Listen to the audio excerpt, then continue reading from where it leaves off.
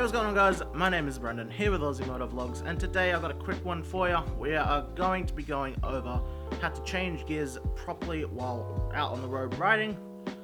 So I've got my 360 camera here pointed down at the gear levers for you, and I've got my GoPro pointed at the clutch.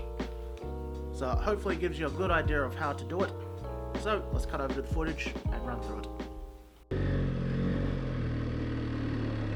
So when you're taking off on your bike, you'll have to change gears, obviously. To know when to change gears, listen for this sound.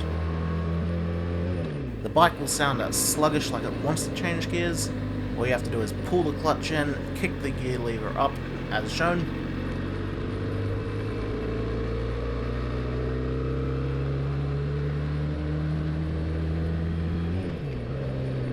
To downshift, the simplest way to do it is the opposite, always remembering to pull the clutch in first and pressing down on the gear lever to the required gear.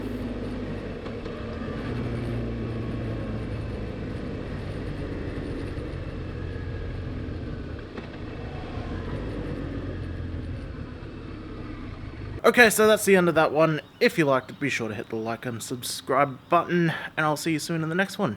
Take care for now.